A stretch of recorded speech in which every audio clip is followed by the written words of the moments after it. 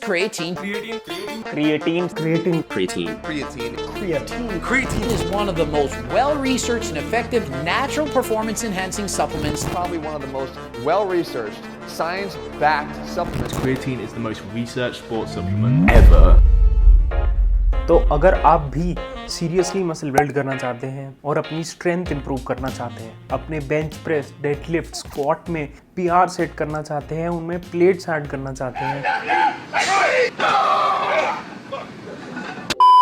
तो आपको क्रिएटिन ज़रूर लेना चाहिए। तो वीडियो में आगे जानेंगे कि क्रिएटिन क्या होता है, क्रिएटिन हमारी बॉडी में जाकर करता क्या है, क्रिएटिन अगर आप सप्लीमेंट करने की सोच रहे हैं तो उसकी डोजेज क्या होनी चाहिए, क्रिएटिन के साइड इफ़ेक्ट्स, और लास्ट में आपको कौन से टाइप का क्रिएटिन लेना चाहिए और मैं पर्सनली कौन सा क्रिएटिन लेता हूँ। ओके, क्रिएटिन एक कंपाउंड है जो कि हमारी बॉडी नेचुरली खुद प्रोड्यूस कर सकती है, और क्रिएटिन हमें खाने पीने की चीज़ों से भी मिलता है जैसे कि फिश और मीट। बट एक टिपिकल इंडियन नॉनवेज डाइट जिसमें अच्छी खासी क्वांटिटीज़ में फिश या फिर बीफ खा रहे हैं, उसमें भी 1 से 2 ग्राम क्रिएटिन ही मिल पाता है अपनी बॉडी को। और अगर आप वेजिटेरियन हैं तो भूल ही जाओ क्रिएटिन अपनी डाइट से लेना, क्योंकि उसमें ऐसी कोई सोर्स नहीं रहती जिसमें ठीक ठाक क्वांटिटी में क्रिएटिन प्रेजेंट हो। ब्रो, तो क्या मतलब वेजिटेरियंस की बॉडी में क्रिएटिन का अकाल पड़ा रहता है? नहीं, क्रिएटिन 3 अमीनो एसिड से मिलकर बना हुआ होता है और अमीनो एसिड्स भरपूर मात्रा में प्रेजेंट रहते हैं प्रोटीन रिच सोर्सेज में। तो अगर आप प्रोटीन रिच डाइट ले रहे हैं तो आपकी बॉडी वहां से अमीनो एसिड्स लेकर खुद का क्रिएटिन प्रोड्यूस कर लेगी। बट अगर आप क्रिएटिन एडिशनली सप्लीमेंट करते हैं तो स्टडीज में ऐसा देखा गया है कि आपके क्रिएटिन लेवल्स 10 to 40% तक इंक्रीज हो जाते हैं। बट ब्रो, हम क्या करें उस बढ़े हुए क्रिएटिन का? ऐसा क्या करता है क्रिएटिन? बताता हूँ। तो जो क्रिएटिन हम कंज्यूम करते हैं, चाहे वो डाइट से आ रहा हो या सप्लीमेंट से, उसको हमारी बॉडी 2 तरीके से स्टोर करती है। पहला है नॉर्मल क्रिएटिन, और मेजर पोर्शन जो स्टोर होता है वो क्रिएटिन फोस्फेट के रूप में होता है हमारी मसल्स में। और क्रिएटिन फोस्फेट में फोस्फेट काफ़ी ज़्यादा इंपॉर्टेंट रोल प्ले करेगा आगे, तो उसको याद रखना। तो हमारी मसल्स जब भी कोई वर्क करती हैं, फॉर एग्जांपल हम भाग रहे हैं तो हमारी लोअर बॉडी की मसल्स इन्वॉल्व हैं, या फिर जिम में हम बेंच प्रेस कर रहे हैं तो मेजरली हमारी चेस्ट की मसल्स इन्वॉल्व हैं। तो जब भी हमारी कोई मसल्स वर्क करती है तो उसको ऑब्वियस सी बात है एनर्जी चाहिए, और वो एनर्जी आती है एक केमिकल रिएक्शन से जिसमें एटीपी कन्वर्ट होता है एडीपी में, साथ में एक फॉस्फेट आयन निकलता है और एनर्जी निकलती है। यही एनर्जी हमारी मसल्स यूज़ करती हैं कोई भी टास्क परफॉर्म करने के लिए। यहाँ पे एटीपी होता है एक मॉलिक्यूल जिसके पास 3 फॉस्फेट रहते हैं और इसकी फुल फॉर्म रहती है एडिनोसाइन ट्राइफॉस्फेट, और एडीपी जो रहता है उसके पास 2 फॉस्फेट रहते हैं, इसकी फुल फॉर्म रहती है एडिनोसाइन डाइफॉस्फेट। एक फॉस्फेट निकल गया और एनर्जी निकल गई जो कि हमारी मसल्स यूज करेंगी। इस रिएक्शन से एनर्जी तो मिल रही है अपने को, बट प्रॉब्लम ये आती है कि जो एटीपी है वो हमारी मसल्स में लिमिटेड क्वांटिटी में स्टोर रहता है, तो एक टाइम बाद ये खत्म हो जाएगा, और जैसे ही वो होगा हमारी मसल्स को एनर्जी मिलना बंद हो जाएगी, और फिर हम अपनी जो भी हाई इंटेंसिटी एक्सरसाइज कर रहे हैं उसमें थक जाएंगे और रुक जाएंगे। और यहीं पर क्रिएटिन का जादू चालू होता है, मेनली फॉस्फेट का, जो कि क्रिएटिन फॉस्फेट से आ रहा था। मैंने बताया था आपको फॉस्फेट इंपॉर्टेंट रोल प्ले करेगा और वो यहाँ पे प्ले करेगा। और बाय द वे हमारी बॉडी के प्रोसेस और रिएक्शंस काफ़ी ज़्यादा कॉम्प्लेक्स रहते हैं, तो उनको समझाना और समझना बहुत मुश्किल होता है। तो मैं एक सिंपल लैंग्वेज में आपको समझाने की कोशिश कर रहा हूँ। तो जो क्रिएटिन फॉस्फेट हमारी मसल्स में स्टोर हुआ था, अब वो अपना एक फॉस्फेट आयन एडीपी यानी 2 फॉस्फेट वाले को दे देगा, और जैसे ही 2 फॉस्फेट वाले के पास एक और फॉस्फेट आएगा वो 3 फॉस्फेट हो जाएंगे उसके पास, और वो कन्वर्ट हो जाएगा एटीपी में। और जैसे ही ये होगा एटीपी के स्टोर्स हमारे वापस से फिलअप होने लगेंगे और हम कोई भी हाई इंटेंसिटी एक्सरसाइज थोड़े लंबे समय तक कर पाएंगे। फॉर एग्जांपल हम बेंच प्रेस कर रहे थे तो सेम वेट से पहले हम 8 रेप कर पा रहे थे, अब क्रिएटिन लेने के बाद सेम वेट से हो सकता है हम 10 या 11 रेप कर पाएँ, या फिर हम वेट इंक्रीज करके वो सेम एक्सरसाइज परफॉर्म कर सकते हैं। और कोई स्प्रिंटर था, वो पहले 100 मीटर भाग रहा था, अब क्रिएटिन लेने के बाद हो सकता है वो 100 की बजाय 110 या 115 मीटर तक भाग सकता है अपने फुल पोटेंशियल पे, और फिर जाके वो थकने लगता है। और इसी के सपोर्टिंग में एक स्टडी हुई थी जिसमें स्प्रिंटर्स के एटीपी और क्रिएटिन फोस्फेट के स्टोर्स को नापा गया था। तो ये ग्राफ देख सकते हैं आप। इनिशियली कुछ एटीपी प्रेजेंट रहता है स्प्रिंटर्स में, जैसे ही रेस चालू होती है तो ऑब्वियस सी बात है वो एटीपी कम होएगा क्योंकि हमारी मसल्स को एनर्जी चाहिए होगी और वो आती है एटीपी के ब्रेकडाउन से। बट बीच में ये स्पाइक आता है, मतलब कि ये थोड़ा सा एटीपी इंक्रीज हो जाता है और उसकी वजह है क्रिएटिन फोस्फेट। क्रिएटिन अपना फोस्फेट देकर एटीपी की क्वांटिटी बढ़ा देता है जिससे कि स्प्रिंटर्स थोड़ा और लंबे समय तक अपनी बॉडी को पुश कर पाते हैं, थोड़ा और लंबे समय तक वो आगे भाग पाते हैं।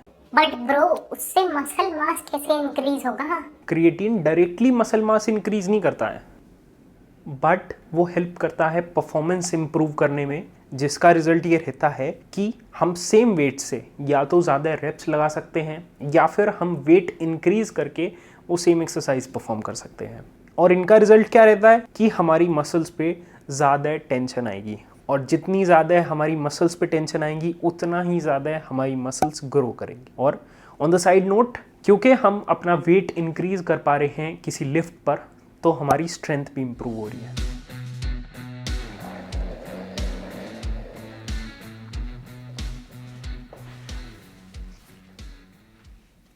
तो क्रिएटिन हेल्प करता है मसल मास इंक्रीज करने में और स्ट्रेंथ इंप्रूव करने में। बट अब सवाल ये आता है कि जो क्रिएटिन के नाम पर ये वाइट सा पाउडर मिलता है मार्केट में, क्या उसको खाने से क्या हमको कोई बेनिफिट मिलेगा? और अच्छी बात ये है कि बहुत सारी स्टडीज हो चुकी हैं जिसमें प्रूव किया जा चुका है कि अगर हम क्रिएटिन को एडिशनली सप्लीमेंट करते हैं तो हमारी बॉडी के क्रिएटिन स्टोर्स 10 to 40% तक इंक्रीज किए जा सकते हैं। बट ऐसा नहीं होगा कि आपने आज क्रिएटिन लेना स्टार्ट करा तो कल से आपके क्रिएटिन स्टोर्स सैचुरेट हो गए। सैचुरेट मतलब अपने मैक्सिमम लिमिट पे पहुंच गए 10 to 40% के बीच में। तो मसल में जो क्रिएटिन सैचुरेशन का पॉइंट है उस तक पहुंचने के लिए दो तरीके होते हैं। पहला लोडिंग फेज, दूसरा non loading phase. Loading phase में क्या होता है कि एक हफ्ते तक आपको रोज 20 ग्राम्स क्रिएटिन लेना है और फिर एक हफ्ते बाद आपके क्रिएटिन स्टोर्स मैक्सिमाइज हो जाएंगे, क्रिएटिन स्टोर्स सैचुरेट हो जाएंगे और एक हफ्ते बाद अगर आपको क्रिएटिन के जो रिजल्ट्स हैं उनको कंटिन्यू रखना है उसके लिए आपको 5 ग्राम्स क्रिएटिन पर डे लेना पड़ेगा। बट लोडिंग फेज में प्रॉब्लम यह है कि 20 ग्राम्स क्रिएटिन लेना है आपको, जो कि थोड़ा सा पेट पे कभी कभार प्रॉब्लम दे देता है, मतलब आपको डाइजेस्टिव इश्यूज हो सकते हैं। उससे बचने के लिए है non loading phase. Non loading phase में क्या होगा कि डे 1 से ही सिर्फ 5 ग्राम्स क्रिएटिन लेना है आपको। इसमें क्या होगा कि एक हफ्ते की बजाय इसमें 4 हफ्ते लगेंगे आपकी मसल्स को सैचुरेट होने में। तो नॉन लोडिंग फेज का ड्रॉबैक ये है कि क्रिएटिन के रिजल्ट्स लोडिंग फेज में तो एक हफ्ते बाद ही स्टार्ट हो जाते थे मिलने, बट नॉन लोडिंग फेज में क्रिएटिन के रिजल्ट्स 4 हफ्ते बाद विजिबल होंगे। मैं personally non loading phase prefer करता हूं और आपको भी रिकमेंड करूंगा कि आप नॉन लोडिंग फेज के साथ ही जाएं। लोडिंग फेज में एकदम से बहुत सारा अमाउंट क्रिएटिन का स्टार्ट कर दोगे आप तो थोड़ा सा पेट डिस्टर्ब हो जाता है, बाकी it's up to you. Creatine के 2 साइड इफेक्ट्स देखे गए हैं और उनमें से पहला है हेयर लॉस। मैं पहले ही बता दूं कि हेयर लॉस की समस्या क्रिएटिन लेने पे हर किसी को नहीं होगी। मैं पर्सनली क्रिएटिन लेता हूं।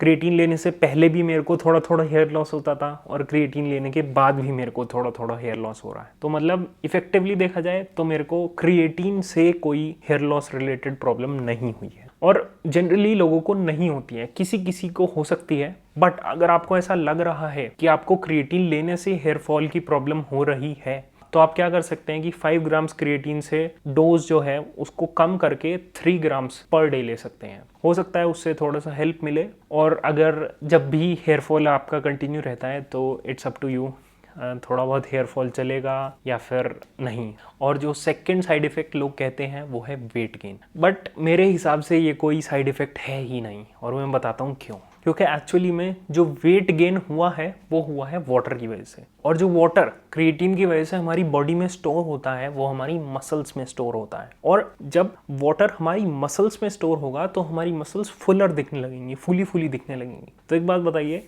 आप और मैं जिम जा रहे हैं मसल्स बनाने के लिए, मसल साइज इंक्रीज करने के लिए, और क्रिएटिन कंज्यूम करने से हमारी मसल साइज ऐसा लगने लगता है कि इंक्रीज हो गई है क्योंकि उसमें पानी चला जाता है। तो मेरे हिसाब से तो ये फ़ायदा है नुकसान की बजाय।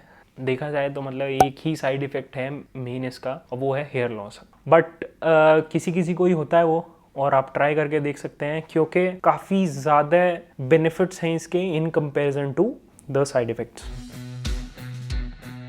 आप मार्केट में जाओगे आपको 100 तरीके के क्रिएटिन मिल जाएंगे, उनकी अलग अलग फॉर्म्स चल रही हैं, बट जो सबसे पुराना और जिस पे सबसे ज़्यादा रिसर्च हो चुकी है वो फॉर्म है क्रिएटिन मोनोहाइड्रेट। मैं पर्सनली क्रिएटिन मोनोहाइड्रेट यूज़ करता हूँ और इसके पीछे के 2 रीज़न हैं। पहला, बाकी फॉर्म्स जो हैं वो अभी रिसेंटली ही कुछ कंपनीज द्वारा डेवलप किए गए हैं, उनकी रिसर्च भी उन्हीं कंपनी ने फंड कर रखी है। दूसरा है प्राइस। जो बाकी फॉर्म्स हैं वो कंपनीज ने डेवलप ही इसलिए करी हैं क्योंकि क्रिएटिन से वो पैसा ही नहीं कमा पा रहे थे, इतना सस्ता आता है क्रिएटिन। तो बाकी फॉर्म्स इतनी ज़्यादा महंगी हैं और वो ये कह के बेची जाती हैं कि भाई हमारी वाली फॉर्म बहुत अच्छी है, तो इसीलिए मैं क्रिएटिन मोनोहाइड्रेट के साथ ही जाता हूँ। और आपको भी मैं सजेस्ट करूँगा कि थोड़ा सा पैसे बचाओ, अपनी डाइट में डाल लेना हो पैसे और क्रिएटिन मोनोहाइड्रेट ले लो। तो मैं करंटली नैकप्रो का अनफ्लेवर्ड वाला क्रिएटिन यूज़ कर रहा हूँ, जो कि मुझे ऑलमोस्ट 1000 से 1100 रुपये के बीच में पड़ा था, 400 ग्राम वाला। इससे पहले मैंने हेल्दी है करके एक ब्रांड है, उसका क्रिएटिन मोनोहाइड्रेट यूज़ करा था, 400 ग्राम का जार आया था और उस समय वो मेरे को 500-600 रुपये के आसपास पड़ गया था, क्योंकि उस समय काफ़ी सस्ता था क्रिएटिन।